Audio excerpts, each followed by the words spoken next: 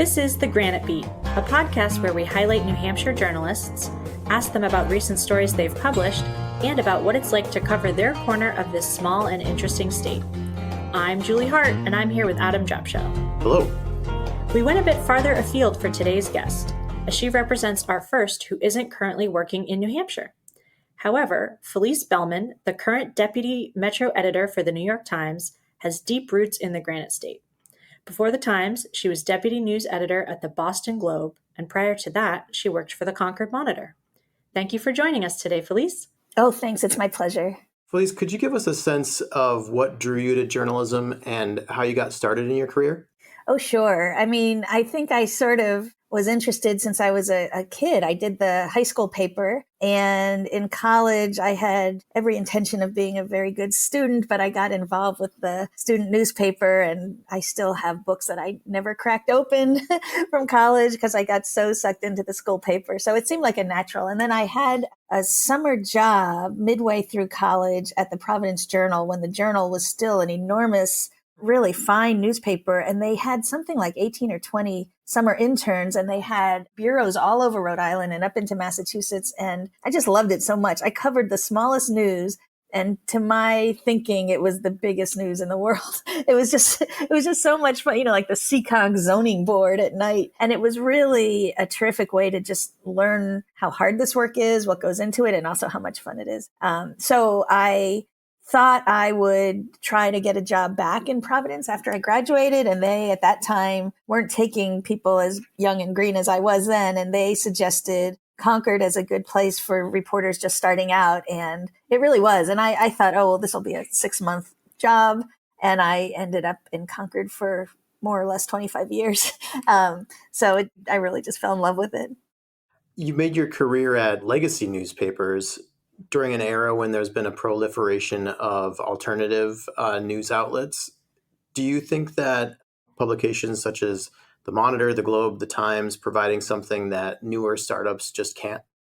Well, it's interesting. The word legacy is interesting, partly because it is at least partially code for we still have the albatross of the cost of printing, the cost of maintaining presses, the cost of delivering newspapers. All of that is really expensive. Startups are usually just online, or many of them are.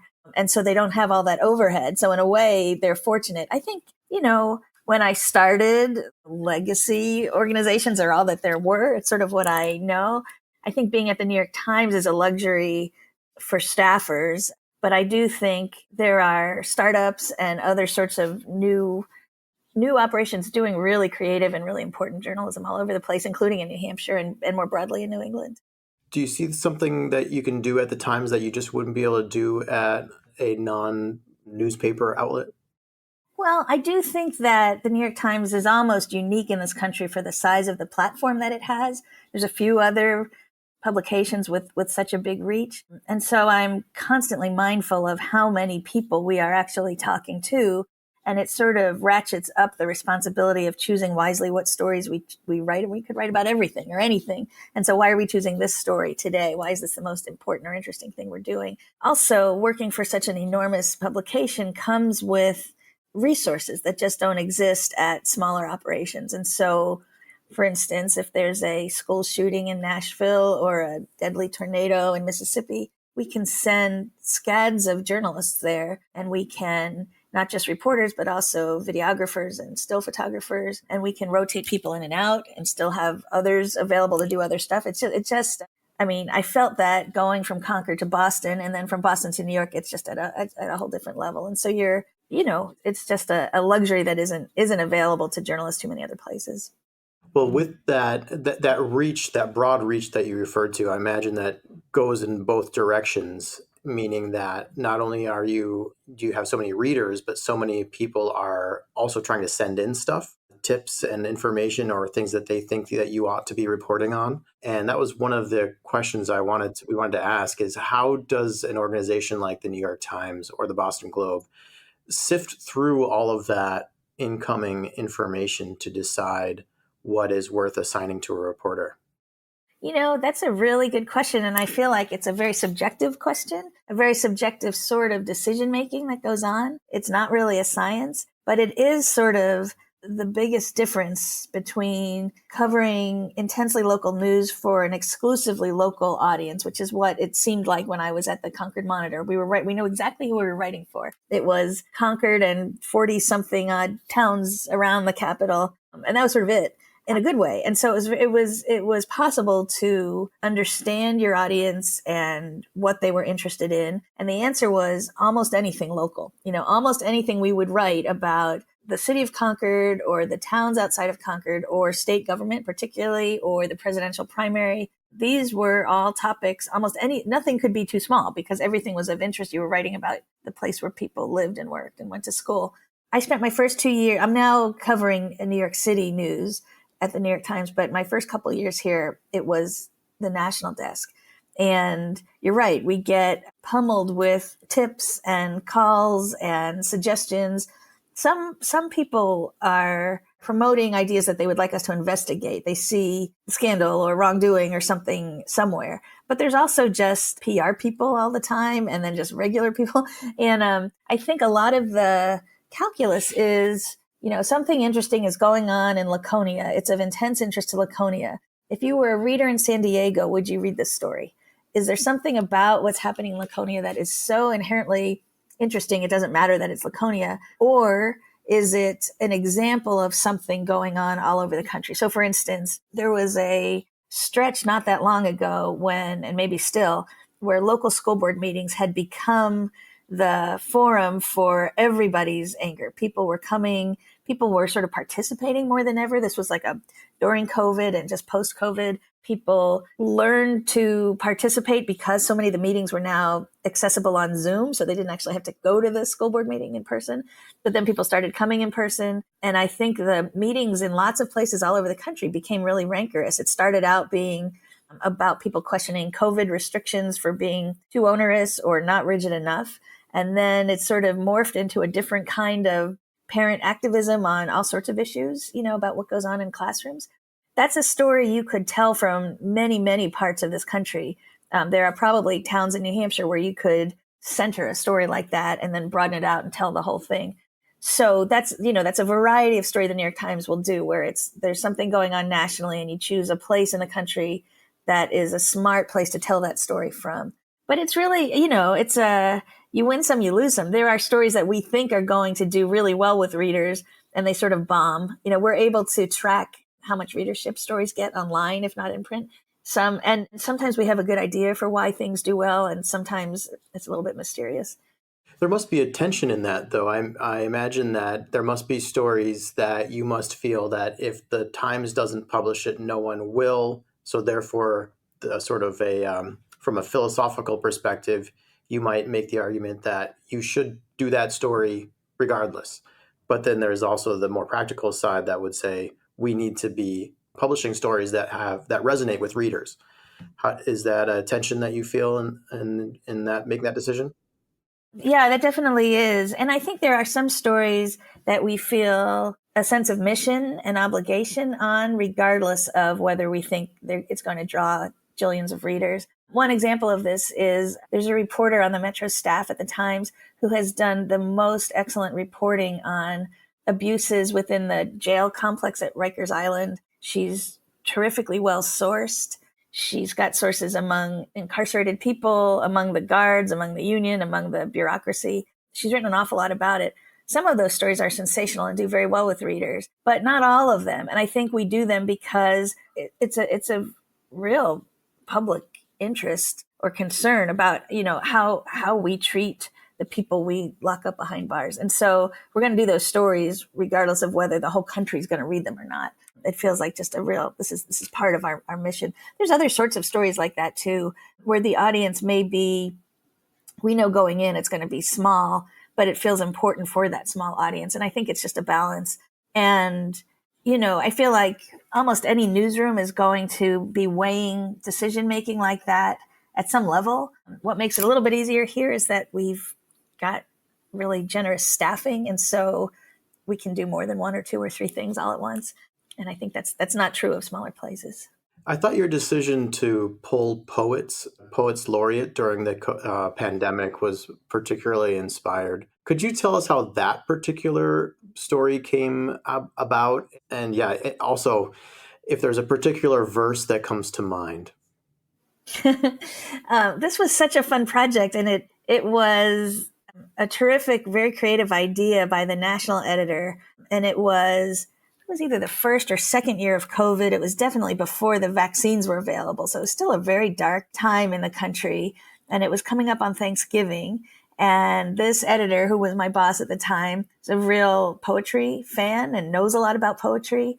And his idea was, what if we got in contact with every state poet laureate? Almost every state has its own poet laureate in addition to the national poet laureate. New Hampshire has one. Most states do. And his thought was, what if we connected with all of them and asked them to write poems about gratitude as it was coming up on Thanksgiving? What do people still have to be thankful for, even in the midst of a very dark and kind of scary time? And I was initially so skeptical. I mean, what we were asking poets to do was write on a journalistic deadline, like you've got a week to come up with a poem, and write to a word limit, a journalistic word limit. All these poems, we needed them to be short if we were going to get 40 or 50 of them. And I just worried that the poets would sort of look down their noses at this sort of pedestrian thing.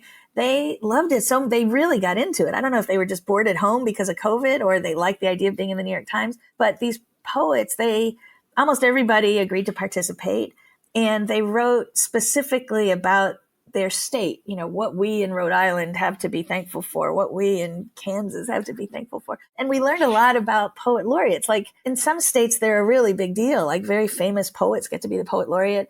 In some states, it's a lifetime appointment. In some states, they come and go every couple of years. Some of them do really fine poetry. Some of them is sort of more amateurish. It was all very interesting. And some of the poetry was really wonderful. And then we were able to hire a designer to do beautiful illustrations to go with some of them. I think readers really appreciated it. It was sort of just like a nice moment amid such relentlessly bad news at the time. And I also just really appreciated that the New York Times saw itself as a place that could be the host to 50 poems. It's not usually what we're offering our readers, but for the holiday, it seemed nice. I really liked it, and it seemed like it got a lot of appreciation from readers. So it was great. Do you think there's anything to take away from that experience? I guess what I'm asking is, do you see any overlap between poetry and journalism? Or to ask it a different way, do you think that journalists could learn something from poets? I do. And in fact, when I was in Concord, when I first started there as a reporter, the editor at the time was Mike Pride, who was the longtime editor. And he's a big poetry lover. And he actually had personal relationships with a lot of the famous poets who made New Hampshire home in the 80s and 90s and beyond.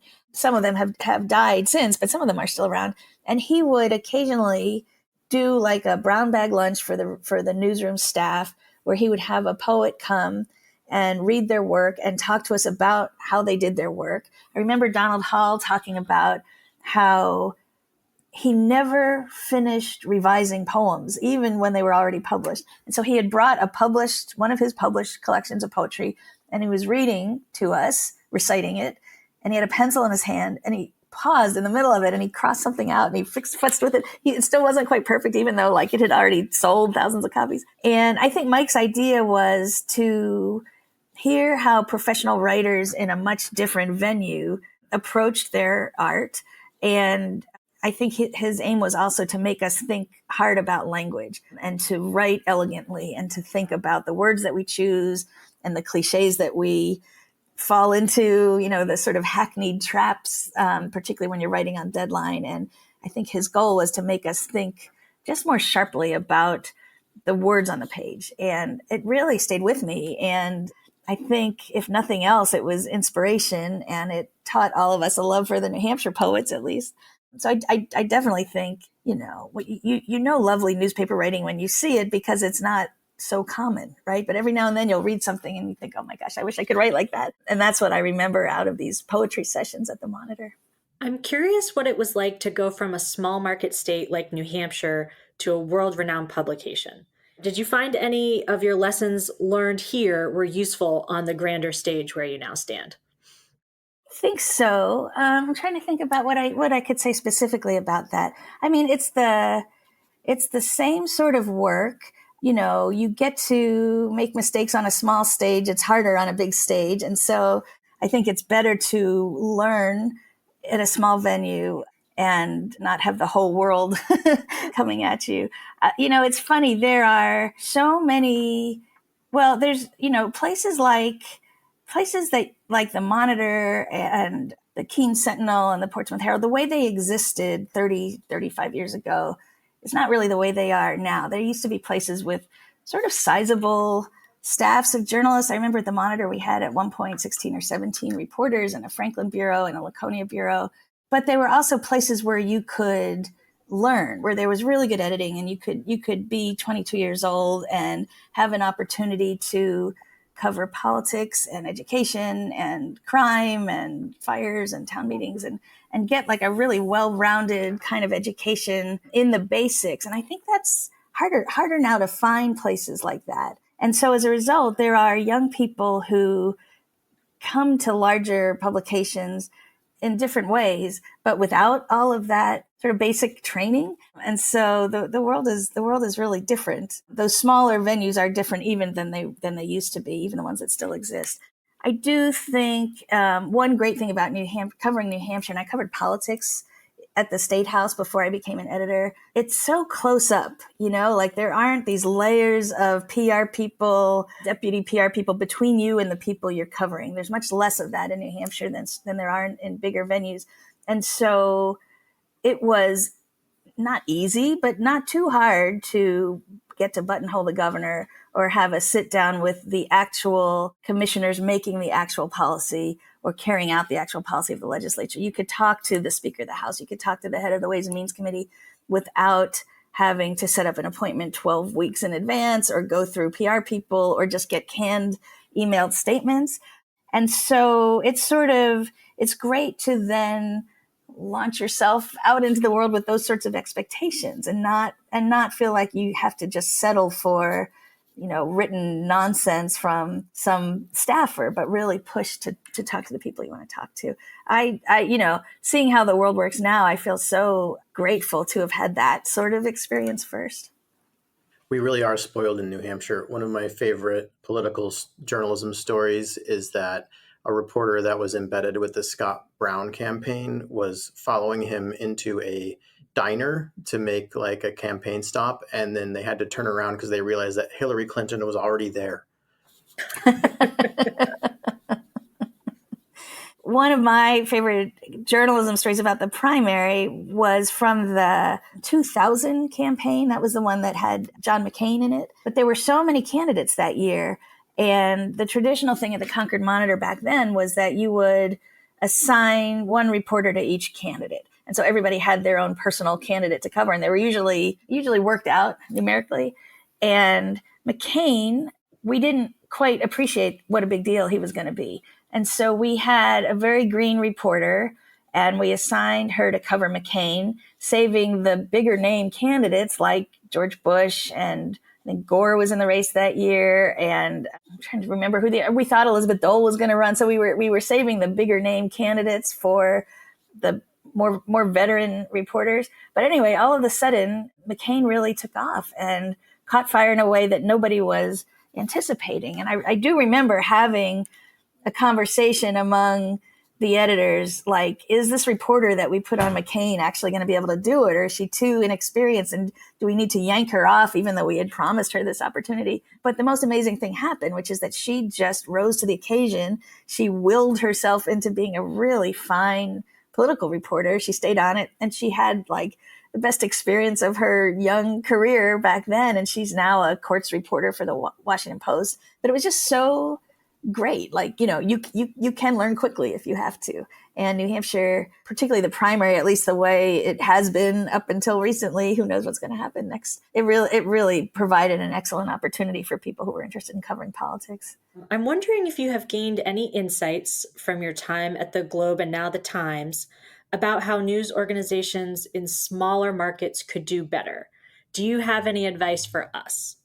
Oh, well, that's very interesting. The thing that it's partly about being in a larger market, but it's partly just how the technology has changed recently. The most amazing thing to me is how we have technology that allows us to learn in real time which stories readers are most interested in and which ones they're not interested in. And I think when that first was introduced into newsrooms, reporters were nervous that it was going to be used sort of punitively, like you wrote this story and it totally bombed with readers and you get a demerit. But instead, it's actually been much more of a learning tool. Like we've got a reporter very interested in X, but every time he writes about it, readers don't seem to glom onto those stories. So what can we do? Do we not write about that topic, or do we find a different way in? And I think that learning to give readers what they want rather than exclusively what we think they need. I think there needs to be a bit of a balance about that. When I was at the Globe, the editor was Brian McGrory. He just left, but he was there the whole time I was there. And I remember he had this phrase that he used all the time. He said, we are not aiming to be the paper of record. We are aiming to be the paper of interest, which is to say, we're not going to cover every committee vote. We're not going to cover every city council meeting. We're not going to do all of the dutiful stuff we used to do when we had a much bigger staff, but we are going to be relentlessly interesting. And I think it is a challenge. It was a challenge to his staff, but it's also freeing. If you didn't have an obligation to do X, and I feel like every newsroom feels obligated to do something, whether it's it's every single game of the local high school baseball team, or every single meeting of the zoning board, or we're going to be, if you didn't have to do that, what would you do that would be better with your time? Is there some more interesting story? Is there a story you could spend 2 days on rather than 1 day, or a week rather than 3 days, if you didn't feel so obligated to do X? And then what's the cost benefit analysis? If you skip doing the thing that you have always done, what does it cost you? And so I do think we get into these rigid understandings of what our job is, and this notion of being relentlessly interesting, not just dutiful, has really stayed with me as I've tried to think about, you could do anything with your day or your week. What's the best and most interesting thing you could do? I have sort of a technical follow-up question. I tend to read the New York Times website, and I check it several times throughout the day, and I sometimes notice that the same story will be up there, but with a different headline. And I wonder if the headlines get rewritten as a result of that real-time feedback. Definitely does. I sometimes will put a story on the website and it doesn't do as well as we thought. Readers aren't sort of flocking to it.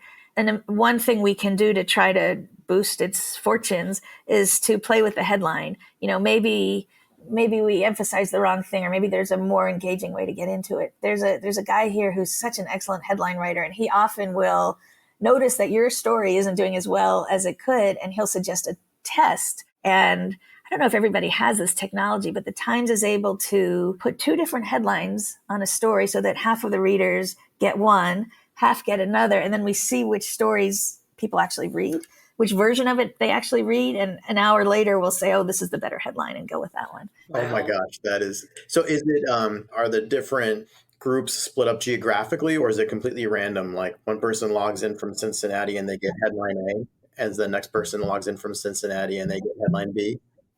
I think that's right. Yeah, it really has nothing to do with you, just the fact that you happen to call up the story. That would be endlessly fascinating for me. I would probably just spend all day rewriting headlines. Yeah, you can. And then off maybe monthly or so, the people who are really sharp about these things will put out a memo to the staff that's sort of what we learned. Like, here's what this sort of headline does well, this sort of headline doesn't. Here's why we think these tanked, but these other ones worked well. So it's not a science, but we can learn from it. Is there a takeaway that you could share?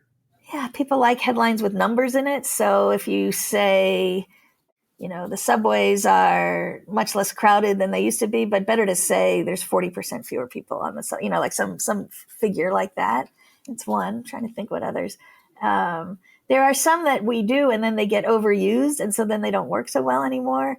Headlines that start with how the city council managed to spend, to waste all your money or something like that.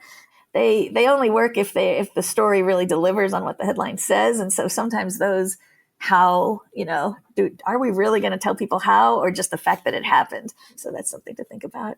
All right. Well, we usually like to end by offering our guests a chance to provide a preview of something they're working on. Is there anything on your desk right now that you'd like to tease? Well, this is sort of interesting. We have a story coming tomorrow about the state of Vermont has that medical aid in dying law, which it's one of a handful of states. Essentially, if you are close to the end of your life, you have a terminal illness, the state of Vermont allows you to request a fatal dose of medication. So you sort of take your death into your own hands. It's sometimes called assisted suicide, but I think the proponents don't like that kind of language. Anyway, there's a woman in Connecticut who just won the right to have access to the Vermont law, even though she lives in Connecticut. And so it's sort of expanding the reach of that law in a very interesting way. So we'll have a story about that, I think, tomorrow morning.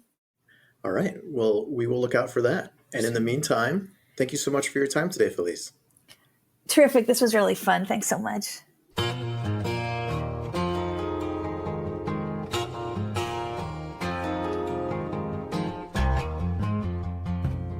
The Granite Beat is a project of the Granite State News Collaborative in partnership with the Laconia Daily Sun. We record at the Lakeport Opera House, and our theme music is composed by Bob McCarthy. Thanks also to the Marlin Fitzwater Center at Franklin Pierce University for editing and other support.